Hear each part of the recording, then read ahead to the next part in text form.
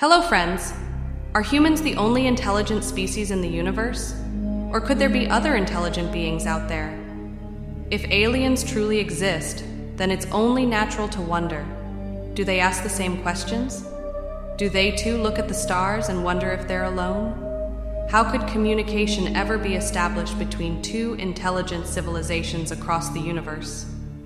With this in mind, NASA has spearheaded several missions to send a message, somehow, to the stars.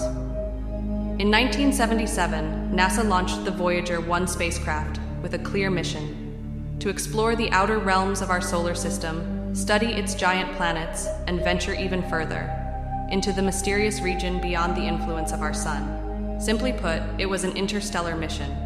There are millions of solar systems in our Milky Way galaxy. The vast space that lies between them is known as interstellar space. To date, NASA has launched only 5 spacecraft with interstellar ambitions: Pioneer 10, Pioneer 11, Voyager 1, Voyager 2, and New Horizons.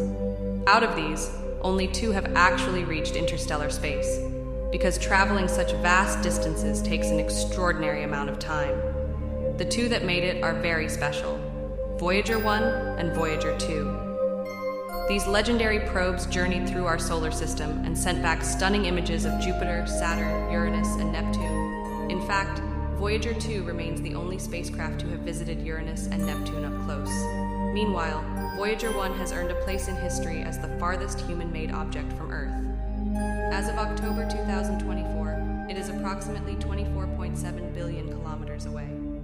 But perhaps the most fascinating thing about both Voyager probes is not just where they went, but what they carry: messages intended for alien civilizations. Yes, these spacecraft carry golden records, physical discs etched with the sounds, images, and music of Earth, meant to represent humanity, in case intelligent extraterrestrial life ever finds them. We step out of our solar system, into the stars. What exactly is encoded in these golden records?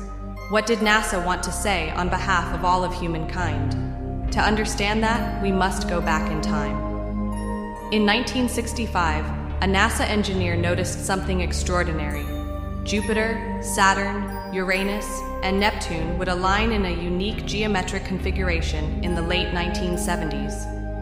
Such an alignment occurs only once every 175 years, a rare cosmic opportunity. This meant that a spacecraft could use a technique known as gravity assist, leveraging the gravity of one planet to slingshot itself toward the next, saving both time and fuel. With this principle in mind, NASA planned the Voyager 1 and Voyager 2 missions, aiming to launch in 1977 to seize this narrow window. Voyager 1 would visit Jupiter and Saturn, focusing on Saturn's moon Titan. Voyager 2 was assigned the ambitious task of visiting all 4 gas giants: Jupiter, Saturn, Uranus, and Neptune. The 2 probes were nearly identical in design. Unlike most spacecraft, they did not have solar panels. That's because solar energy becomes significantly weaker the further one travels from the sun. Instead, the Voyagers were powered by radioisotope thermoelectric generators, RTGs, devices that convert heat from the decay of plutonium into electricity. Each probe carried 10 scientific instruments: high-resolution cameras, spectrometers to analyze light and hydrogen, magnetometers to measure magnetic fields, and antennas to communicate with Earth, among others. Interestingly, Voyager 2 was launched before Voyager 1 on the 20th of August 1977. Voyager 1 followed 16 days later on the 5th of September 1977, but it took a shorter and faster trajectory, overtaking its twin en route to Jupiter. In March 1979, Voyager 1 reached Jupiter and captured breathtaking time-lapse images, 66 photographs showing Jupiter's rotation, which lasts about 10 hours. These were the clearest images of Jupiter and its moons ever seen at the time. It was during this flyby that scientists discovered Jupiter's ring system, previously unknown to us. People often think only Saturn has rings, but all 4 gas giants, Jupiter, Saturn, Uranus, and Neptune, have rings, though Jupiter's are faint and not easily visible. Collectively, these 4 planets are known as the Jovian planets, named after Jove, the Roman god of the sky. Voyager 1 also discovered volcanic activity on Io, one of Jupiter's moons, the first time active volcanoes had been observed on another celestial body. Before Voyager 1, we thought Jupiter had 13 moons, but thanks to these missions, that number rose to 16, and today we know Jupiter has at least 95 moons. Later, in November 1980, Voyager 1 reached Saturn. There, it discovered 3 new moons: Atlas, Prometheus, and Pandora. The last one shares its name with the fictional alien moon from the film Avatar. Of Saturn's moons, Titan stood out.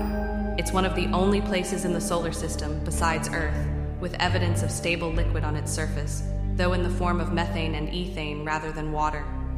This has made Titan a frequent setting in science fiction. After Saturn, the spacecrafts parted ways. Voyager 1 left the ecliptic plane, the imaginary flat surface in space where most planetary orbits lie.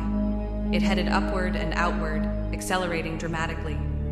Meanwhile, Voyager 2 continued onwards to Uranus, 1986, and Neptune, 1989, becoming the first, and still only, spacecraft to visit them. On 1 January 1990, the interstellar phase of the Voyager mission began, and just a month later, on the 14th of February, Valentine's Day, Voyager 1 turned its camera back toward the inner solar system and captured a now iconic image, the pale blue dot.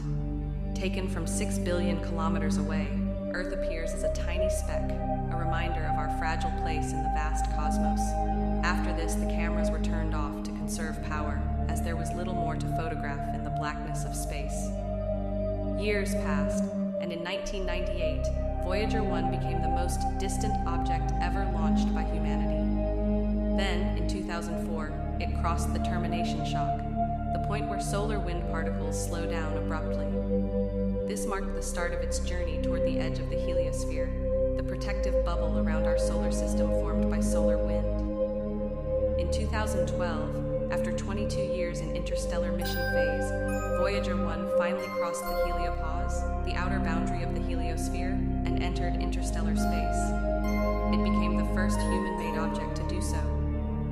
NASA confirmed this event in September 2013 after carefully studying data collected over many months, especially the recordings of plasma waves and changes in electron density. The electron density increased outside the heliosphere, contrary to intuition. But this is because in interstellar space, the sun's influence weakens, and other galactic radiation takes over. If you'd like, I can also convert this into a clean narration script or document format for professional voiceover or presentation. Let me know.